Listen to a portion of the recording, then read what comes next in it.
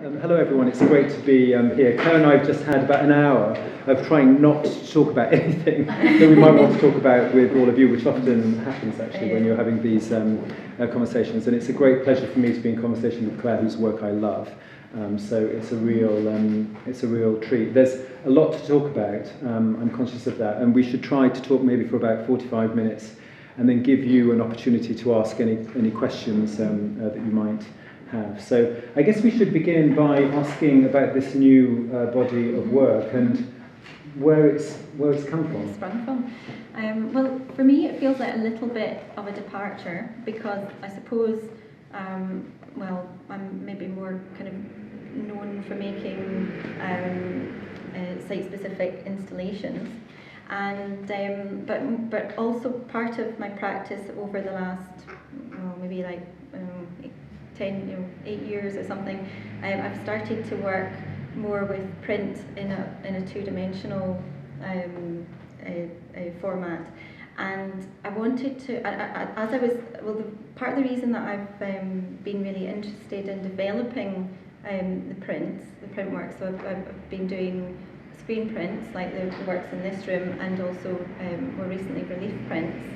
And I started to see that there was a sort of interesting dynamic between the print works and the sculptural elements, that there was a sort of different kind of, well, some of the same sort of motifs were kind of occurring in both, and also, well, I suppose it was just a sort of reaction, a kind of gut reaction to it. So then I can't really show prints as part of an installation.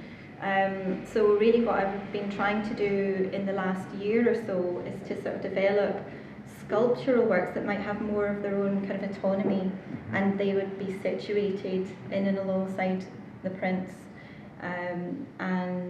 So really this show and the show that I just did earlier last year at Touchstones in Rochdale were a kind of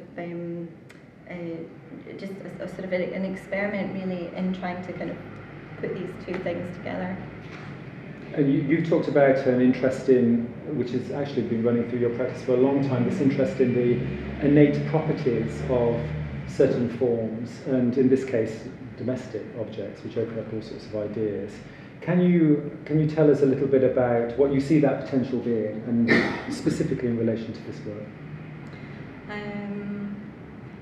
In terms of these sort of motifs. Yes, that are exactly, like the pillow and combs. Yeah. So there are these sort of things that kind of do kind of reoccur.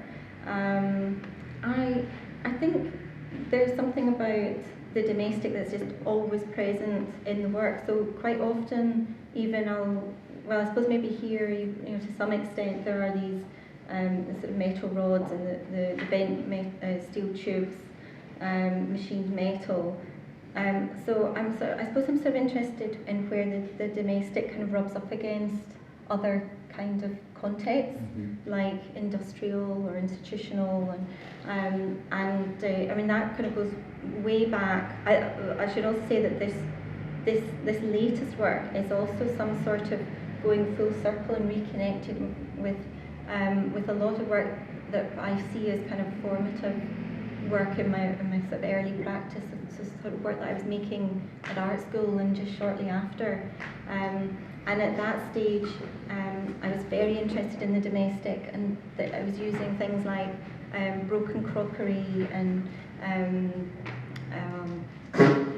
things that found objects that were associated with the home. And what I didn't like about that was that how there was the readings were too specific, and at that point it was quite a kind of important moment in the evolution of my own art practice, was that I realised that if I stopped using found objects and started to create the elements myself or in collaboration with other people, then what you get is something that is like this kind of hybrid, and this thing that is sort of familiar but can't really be placed. So all the objects are always trying to sort of connect with the domestic to some extent, but then with other things, so that you get these crossovers, these ambiguities. Yes.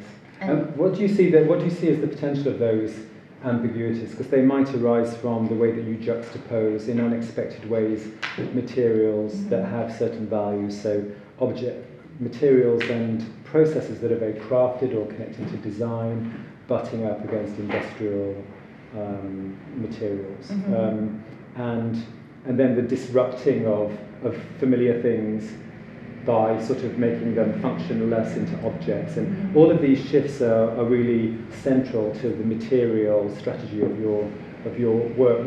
What opportunity? What is it? Why are you interested in that from an audience point of view? What does it do for audiences? For audiences, well, I think the reason that I've been drawn to working like this, I mean, my kind of roots are very much coming out of a kind of school of thought that puts audience and context right bang in the centre of your practice, and I always had a sort of issue with trying to sort of grapple with the audience part of that, because it meant, you know, in early years that I was kind of being encouraged to, I felt, make kind of presumptions about what audience are going to think. And so over the years I sort of gained confidence in my practice by letting go of these presumptions and not kind of working to that rule in a way. But nevertheless, I want the work to be accessible, and I think that I hope that it's accessible through its materiality and its sort of physical, the way it communicates physically, because I try to use material that is kind of universally understood. So I'm interested in the way that it kind of transcends time and culture and these you know, it's understood by us because we encounter fabric and ceramics and steel, powder coated steel and machined metal and thread in our daily lives, and so you get these kind of general meanings that people might all kind of agree on in terms of what the meaning of kind of knotted thread might be, but also then you get these sort of very personal readings at the same time, and it's that kind of intermeshing of these two different things, so the sort of general and the very personal interpretations. And so this is, for me, this kind of situation is really interesting to get feedback about that, because you know, unless you actually hear people say what they think the work means to them, then it kind of I never know. And for me, it has very, it might have much more. It has very sort of specific references, but it's not important to me that the audience will have the same set of references. I don't think they can have, but maybe there's this crossover in where it is sort of general. Can you talk a little bit about your working process, because often you'll certainly usually be responding to context or site. There's research that's involved, and then I just wonder how you, I mean, with great expertise and experience, you then move into working with materials in a situation. I think it'd be really interesting for people just to understand quite what if you can describe what your typical working process is, actually. Yeah, well, it kind of oddly starts off as something much more kind of cerebral or research based. Quite often I go and look at museum objects, and it's almost like the museum is full of, for me, lots of different forms and materials, and things kind of jump out at you. So sometimes it's sort of surprising what you're kind of drawn to, and I suppose it's kind of hard to sum up because there's now these sort of different ways that I might work. So in some situations, the context is very much, it's very much a kind of response to that place and very much a kind of getting to know of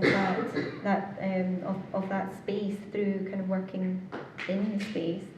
And in this situation, it's almost like the context has sort of come out of a period of kind of reading and research and trying to kind of connect, trying to sort of pull lots of different disparate threads that had come from working on a whole range of different projects, and I just kind of felt that everything had kind of exploded, and I was trying to work out how the threads all sort of tie together into sort of what is my practice.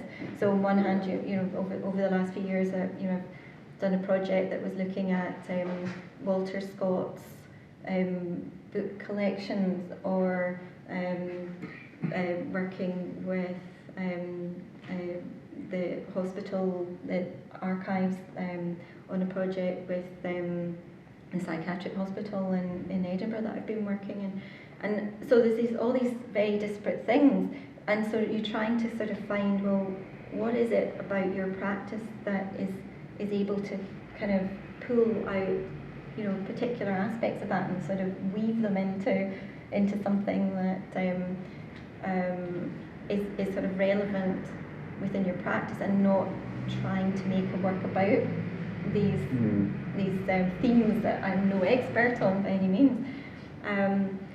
And here, so that with this work,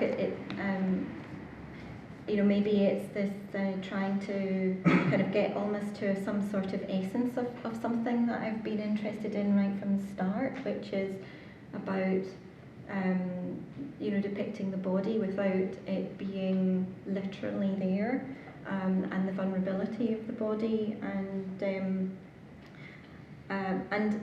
what was really interesting in this situation and in Rochdale as well was how my attempt to make autonomous sculpture, which I have attempted over the years a number of times, but I always come to this kind of sticking point where I can't detach myself from the rules that I have created around making installation and sort of more immersive environments, which is that I can't decide on what the work is going to be in the studio or the workshop. It needs to come into the space, it needs to play off the different elements. So although I see this almost as 3 sculptures, another one next door, they also are important in that their relationship becomes part of the work. The spaces between them kind of becomes activated or charged and becomes part of the work.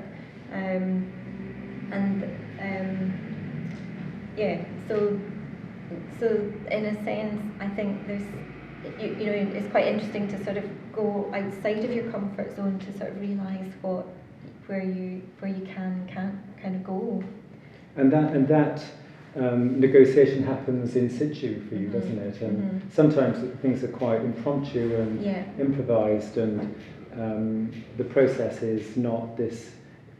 These ideas become very subliminal eventually, and actually the work just sort of surfaces in a way that's very difficult probably to talk about. It's just what you actually do. It is difficult, but I'm trying to articulate, because I don't want to just kind of say that it's open-ended and therefore it's over to you. I think that's a bit of a cop-out, and I mean I see these kind of more kind of conceptual starting points is really just providing a framework for you to then start to sort of work with form and material that's suggested by those things. And all the kind of thematic stuff is like a big kind of melting pot of ideas for me that then I can sort of cherry pick things out and then start to sort of manipulate them in ways that can abstract them and they sort of evolve into what we see here. I mean, one of the enduring sort of discourses around your practice has been this forefronting of process, and also in particular different modes of production, from craft and design and the industrial things that we talked about in material as well as actually in production. Is that something that can you talk a little bit about your interest in production, not as a means to an end, but as a thing in and of itself? Yeah. I'm going to kill this person whoever this is that's calling, and it's usually many of the people that I'm looking at here. I'm switching this off. I'd be really interested to hear you talk about why production is important, because it's sort of become conceptually described as attempts to kind of critique consumerism or modification, or sort of having these utopian projections and all sorts of things that come out of modernism probably to a certain extent. But that process seems to me to be really important in your work. Yeah, and I suppose I don't really see myself as somebody who makes work in response to other artwork. I'm sort of much more making work in response to things that I come across in words of in them every day. And that kind of takes me to places sometimes familiar, sometimes completely new, in terms of things that I might want to make, in terms of new materials or gathering new kind of skills. So for me, it's a real kind of joy. It's about this, I'm sort of passionate about making these artworks, and I get to do what I want, and I get to do it. So I think really that is the main driving force, is a sort of passion to work with material, and that kind of interest of what happens when you put one material up against another, and then what form is that going to take as well, that somehow heightens these juxtapositions of different materials. And sometimes that takes me to needing to work with other people, so there's a sort of collaborative element kind of comes into play, where if I can't actually make something myself, although ideally I would like to, and I try to constantly kind of expand my skill base, but sometimes I do have to work with saddler or a hat maker, or and always I'm working, well certainly over the last for I think probably 25 years I've worked with the engineering company called Barclay that are based in Glasgow, and they make the machine metal objects for me.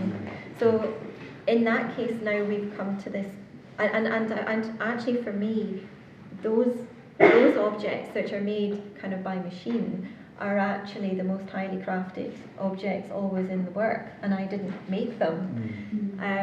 And I think a lot of people have a sort of dialogue around craft in relation to the work, but my abilities at craft are very kind of basic, because I'm sort of a bit of a jack of all trades.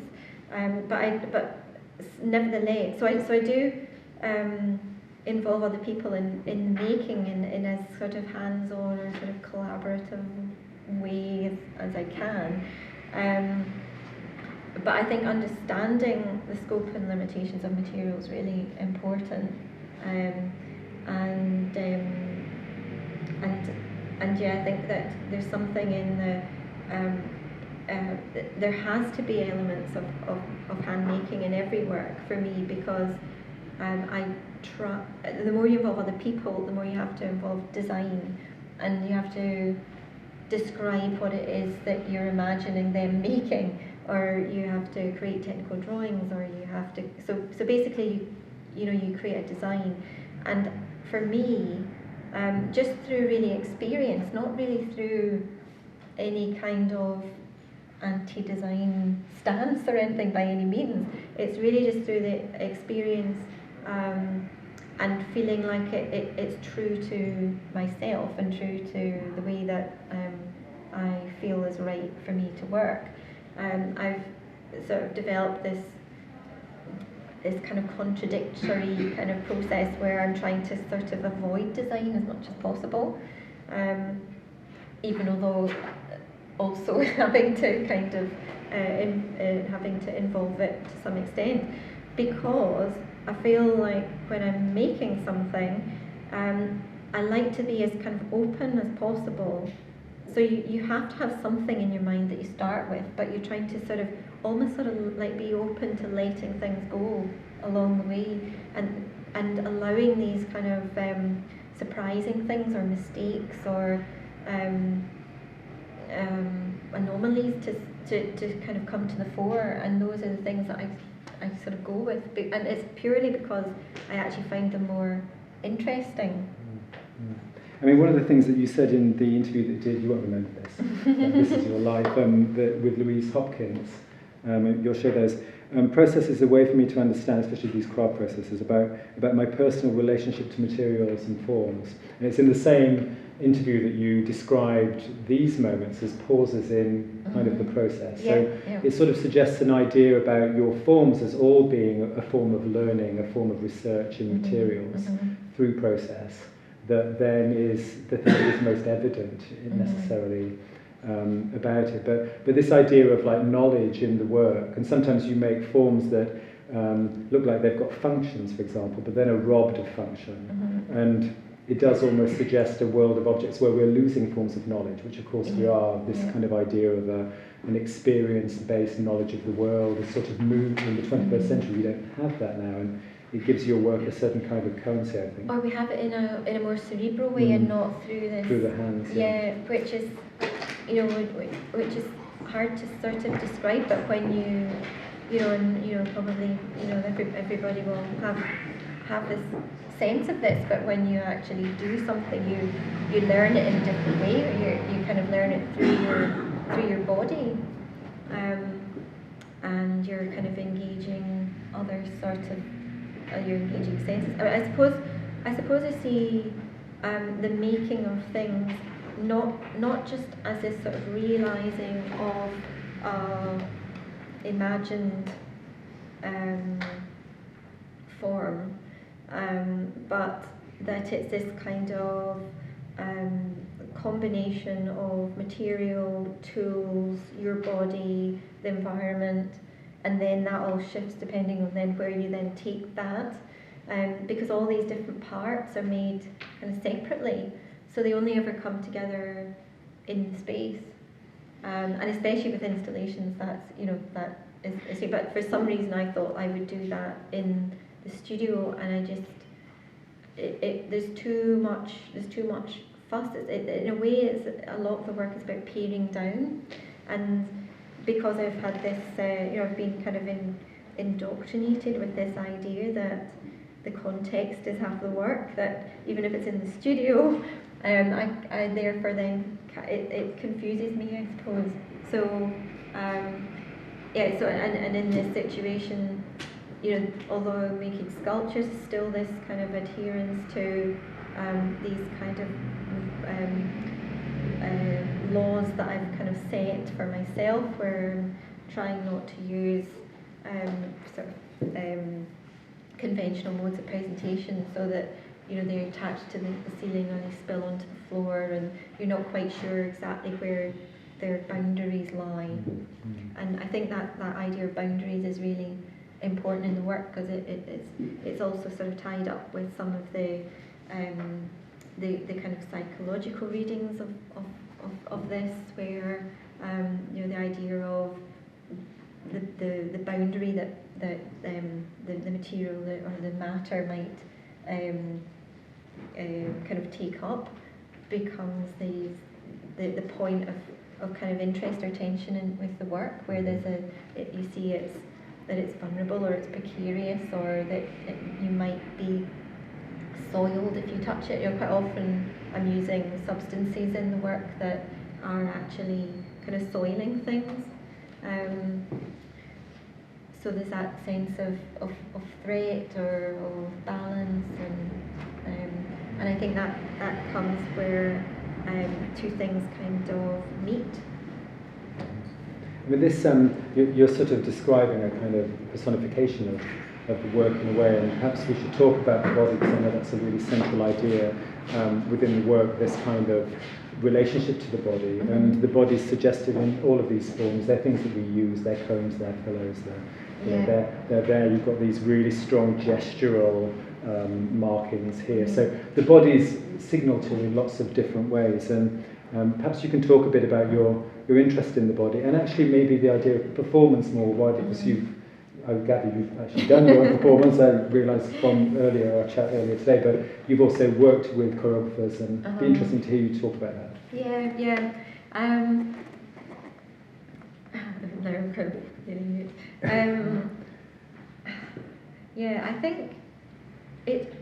I think, as I say, it's just always kind of been there. So for me, it's something that sort of comes from deep down as much as it is a conscious decision to sort of work with it.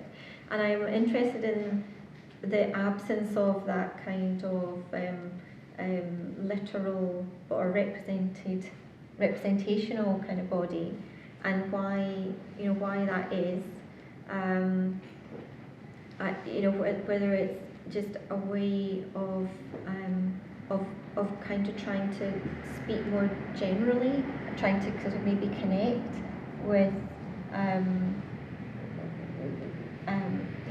more sort of universally with the kind of human condition, is a way maybe of where something's represented too literally, then you maybe kind of lose those kind of universal sort of readings, and maybe it makes it more easy to apply psychological readings to what you come across. I'm not sure. So it's like a type of a sort of discrete empathy that happens with these forms, where we intuit that they're kind of they're sites for other emotion or psychology. Yeah. And I think the sort of, they're deconstructed, they're fragmented. There's something, quite often something sort of abject. But for me, I'm not trying to kind of I'm not kind of trying to shock. I'm more trying to portray something that feels kind of sort of primal and raw and immediate and kind of strong. And I think I imagine that there's all sorts of feminist readings of work like this. Maybe there's something empowering about working in with these kind of representations of body that aren't about kind of feminizing things or showing that kind of vulnerability in terms of in a sense this work is kind of maybe has something about both male and female characteristics all sort of wrapped up in it. So I suppose maybe I'm trying to kind of undermine these sort of traditional readings of gender and body. I've always been fascinated by since way back this idea that about material when it is out of place being threatening and undermining sort of laws and systems and breaking taboos. So in a sense, I don't know, maybe with the reason that maybe I tend to be drawn towards making installations as well is maybe something of that. I think there's been a lot of debate around why people want to make installations, why they want to use ephemeral materials, why they want to make something immersive or something that, and maybe it's linked to all that, like it's maybe not so commodifiable, it's maybe kind of anti kind of establishment, anti-systems, and so I think there's a sort of sense of all that, but it's not. I'm not kind of shouting it out. I think it's just there's something within me that wants to try and empathise with the unusual or the vulnerable or the uncanny or so for me it's a way, well, I don't know, it's a way of abstracting things, and at the same time it's these aren't standing in for something else. This is about the actual it's an investigation of the nature of these materials and how these forms of materials can carry meaning, and how we kind of create those meanings in our mind from drawing upon our own memories and our own imagination. So that, as you were saying earlier about the idea of there's almost like a narrative or a drama, in material, that they're not inert. There's a liveliness, and that's something that I kind of like to play with. And I suppose you sort of present people with things that trigger their imagination in terms of possible function or possible scenarios, and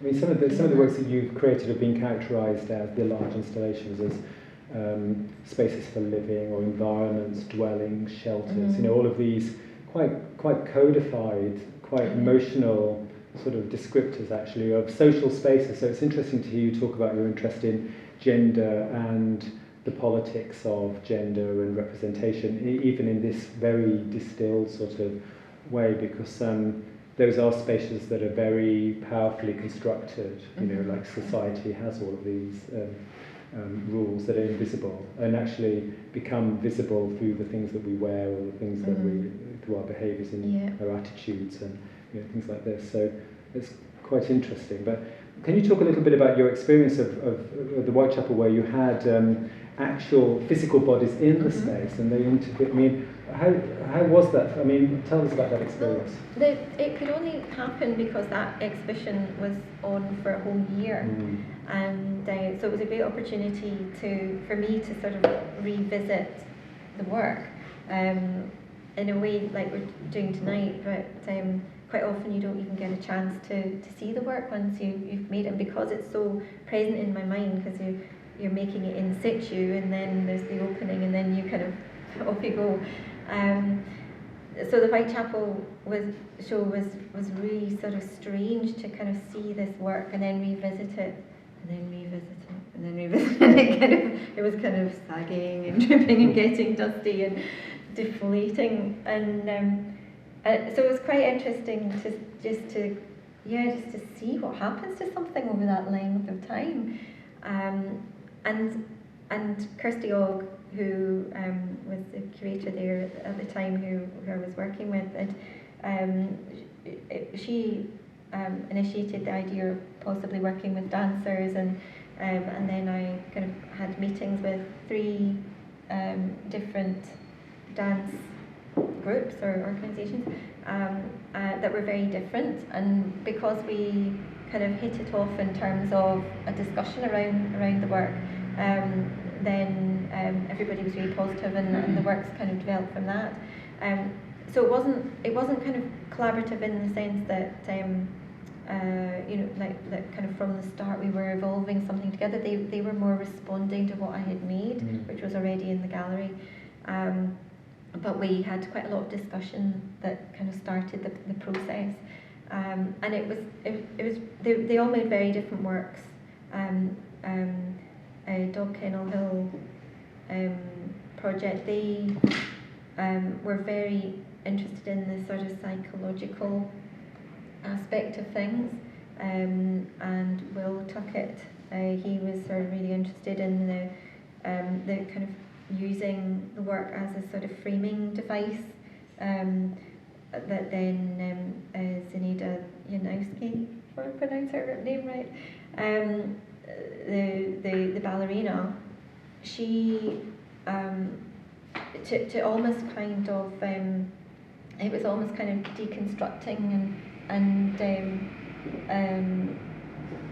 just shifting your perspective of how you are expecting to see ballet, where it's very much about this kind of a kind of single viewpoint, and this sort of projection of a kind of acting out a narrative to the audience.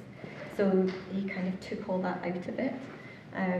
So she was kind of repeating some of the sort of pared down movements within her dance that she was doing at the time, as I think as the Black Swan in Swan Lake. And then we worked with Siobhan Davis' company, and Matthias, the dancer. He and Siobhan sort of devised this project where they manoeuvred around the space, only using these Tupperware tubs. So they were very interested in the kind of process and the whole kind of movements and things that were that are kind of involved in the making of the artwork, and they were sort of picking up on these kind of things. So really there was this whole sort of range of really different perspectives that they were bringing to the work, and because we were sitting in the space in all three cases, to sort of start the process and develop the ideas, then it was really interesting for me to see how people are alongside the work. So and that you never get the chance to really do that, or you don't feel comfortable in doing it. It was giving me the opportunity to have an excuse to do that.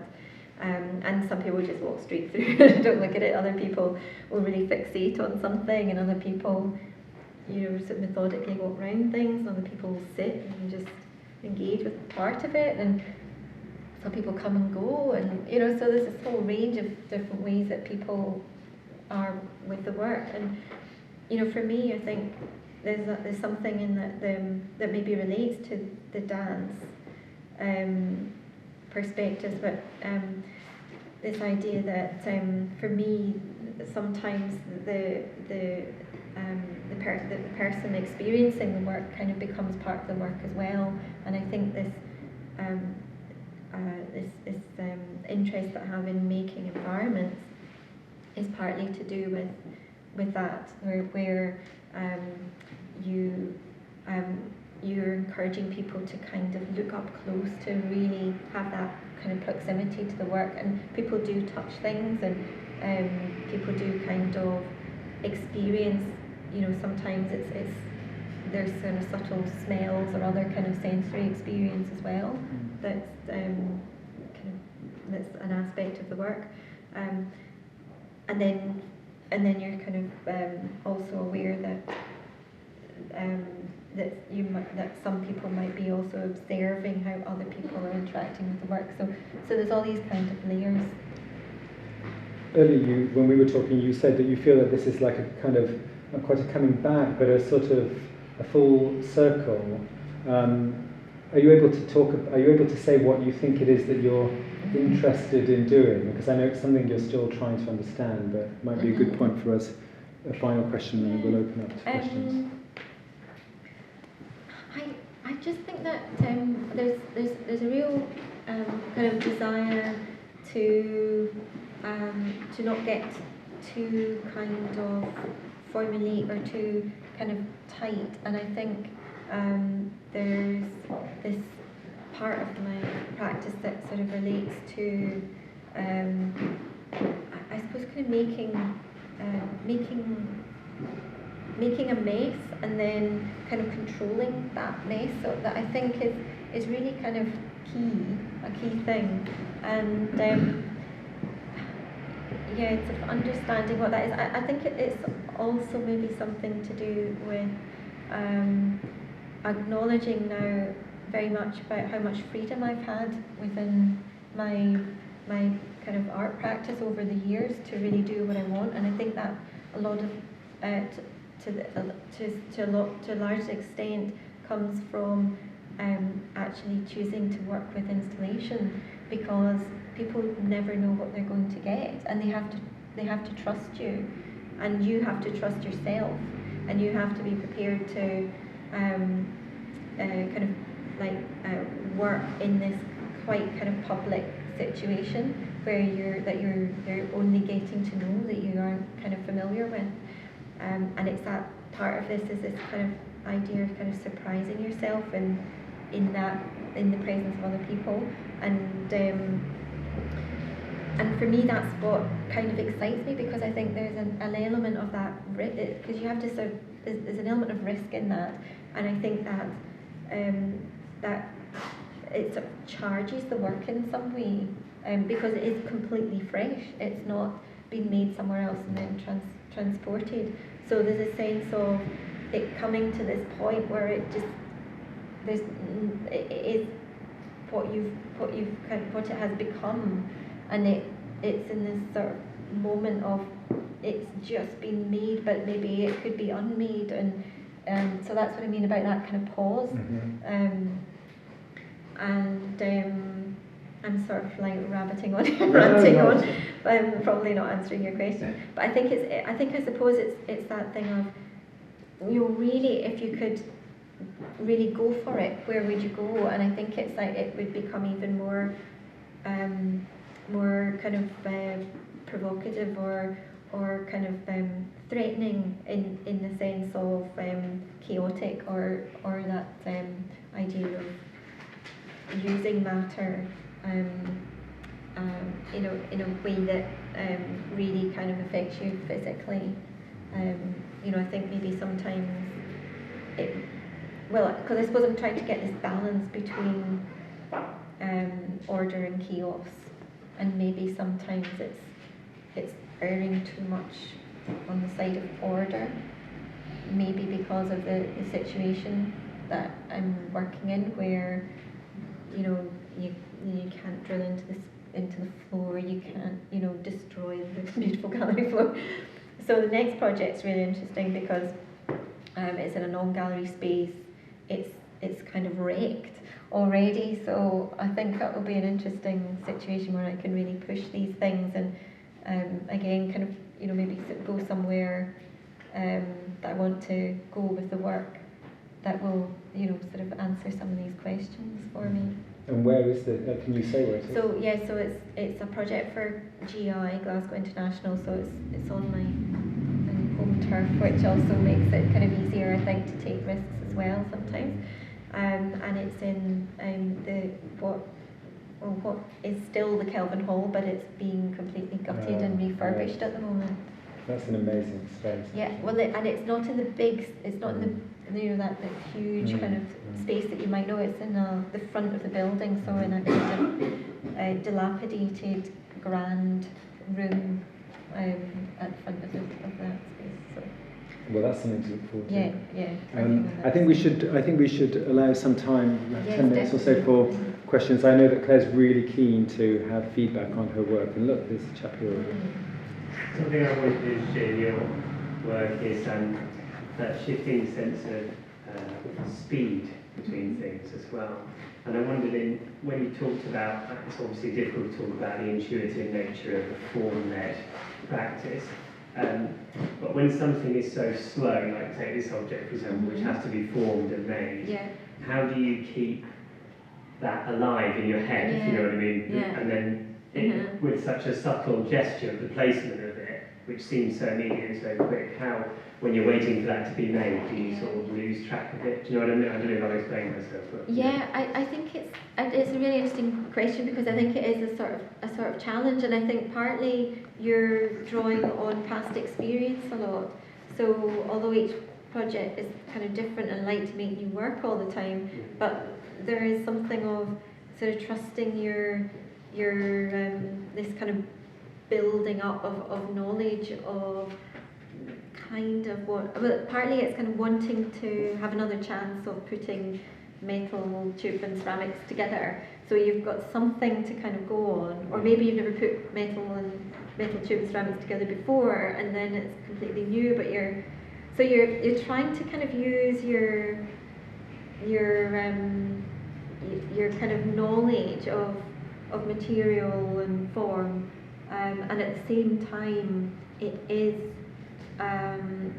a model. But I think it's back to this thing of like understanding that actually what comes out of the muddle is often the most interesting thing. Like sometimes it's the things that you're kind of cringing about and you're least happy with, that 2 or 3 years down the line are the things that you find most engaging. So, sorry. So it's partly that kind of trust, but it is really interesting about that kind of pace because, because some things I can sew these objects, in a matter of hours, but then they don't maybe get filled with the feathers until I've come into the space. So they're kind of sitting there, kind of flaccid, and you're trying to imagine by hanging it over something that's hanging on a bit of wire off the ceiling, and all that other stuff is not, it's extraneous. So, so then the moment that I can bring everything together in a space becomes this really exciting, and then you know what you want to do, because up until then, this configuration of elements was only just like partially imagined in my mind, and this work was completely different, and I had all sorts of other objects that didn't make it into the show. So that is the where it feels like everything's kind of moving at this pace. So all the other stuff is almost like preparatory to some extent. I think my question relates to that, about the process. Like, your installations in particular seem to me, as objects of art, to be elegant. They have an elegance to them. And then much less anthropomorphic elements in that. Like, it looks like someone belongs in an abattoir. And when I see kind of sinews and bone and certain kind of animals on the floor. But they hang together as installations and they're very elegant. And I wanted to know a bit more about the process. And you kind of alluded to it, but do you have that kind of realise in your mind, and do you use drawings or models or? Well, yeah, I used to do lots of kind of quite detailed drawings, and then I realised that the minute you start making something is completely different. So quite often I do my drawings are just becoming, well, there's drawings that are kind of drawings in their own right, but then there's drawings that are to do with sculptures that are so kind of, they're just like completely like just a sort of reminder of a thought, really, because I've realised how unhelpful they are in actually, they can actually be kind of counterproductive in terms of working or using them as a sort of working tool. And also models. I remember doing a show in Dundee, and I was the first artist to get to use the massive scale model of the gallery that they had made at huge expense. And this thing was kind of, delivered to my studio, and it took up half the space. And I thought, so I started making plasticine things and sticking, but it was just completely useless to me. And I'm sure it's very useful to other artists, because ultimately, it's I don't know how to describe it. Maybe it is related to the speed thing, where you're trying to sort of work in real time. So you're trying not to presume something, and it's this trial and error, and I'm really interested in that relationship between making and thinking, and I've kind of grappled with it at different times.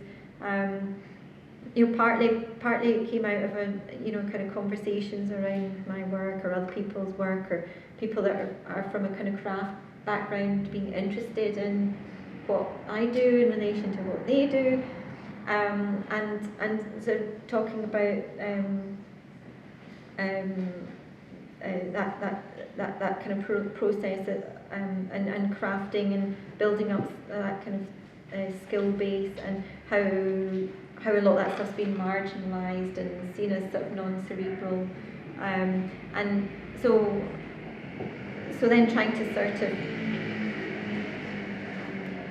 articulate it as a sort of antidote to that kind of marginalisation, but then realising, I think maybe that I'm not really making craft at all, because I'm not really interested in being artisan with anything.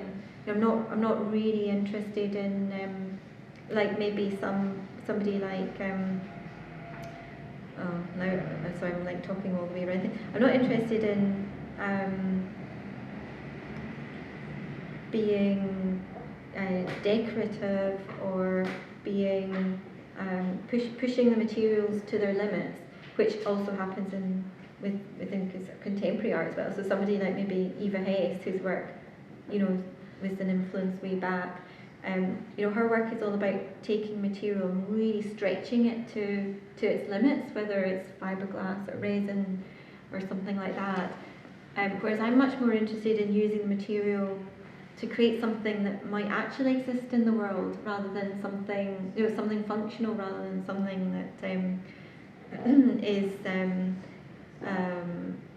is very much placing itself within the language of art. I'm trying to almost make things that might be found. So therefore, then you know you're trying to make a thing that looks a bit like a basin or a medical implement. You know, you can bring these things together. This work's a little bit more abstract in terms of the motifs, you know, especially with the print works as well. And I'm totally ranting here, but but those things have come from, and a lot of the things, the objects in the work have come from, for instance, looking at these mammoth ivory sculptures that were made in the Ice Age, that are, you know, we're not completely clear as to what their function was, but they seem to be like kind of fertility symbols. And thinking about them, you know, it's a mistake to think of them as naive, because they're not naive. If we were to craft something, sculpt something out of mammoth ivory to that degree of beauty and precision, you know, they're kind of highly crafted, beautiful, functional objects. Why was I saying that? I think it's just that I'm quite interested in upsetting these kind of value systems and hierarchies, and you know, especially with material, where you're kind of giving something like kind of knotted thread the same importance, the same level of attention as a piece of machined metal, or you know, a bit of ceramic, the same attention as something that yeah. So trying to kind of sort of break down these assumptions about materials, and at the same time kind of exploiting our relationship with them as well. Sarah? I'm beginning to appreciate more that there's sort of like this contradiction, or maybe a give and take between something that's very bodily and visceral and messy, and something that's much more kind of, I guess you've alluded to this sort of design aspect or functionality, like, you know, this feeling that you can unhook this thing and you could adjust it and maybe pull this thing down and, you know, make it work for you, almost like it's something you could take home and adjust for your own environment. So I threw out two questions. One is, I guess, what is the relationship of the color to this thing? You use this kind of nasty, smeary brown here, and then you've got the red in the other room, and that is, and it is, so you've got this color thing, which also, this almost seems like something you could order in another color. Mm-hmm. You know, there's something, again, slightly designy about it. Mm-hmm. So there's the color thing, and then some of the shapes you've used, these motifs, like these little Venus of Willendorf figures. So that's, you know, this typical symbol of fecundity and female power, and yet you've made it into this little almost cute designy thing. So yeah. Yeah, I know. It's good. It's funny because you kind of talk to it, and then you don't actually sometimes talk about this sort of like a lot like this sort of very very important aspects of the kind of basic building blocks or something. So colour was one of the starting points for kind of perceiving the show in a way, is that this sort of room was kind of about things like skin and bodily fluids and things that were kind of associated with the kind of external body, or that kind of steeping of like internal to external, and how to kind of like work with that so that it's not just kind of abject, that you're actually making something that's actually quite kind of attractive in a funny kind of a way.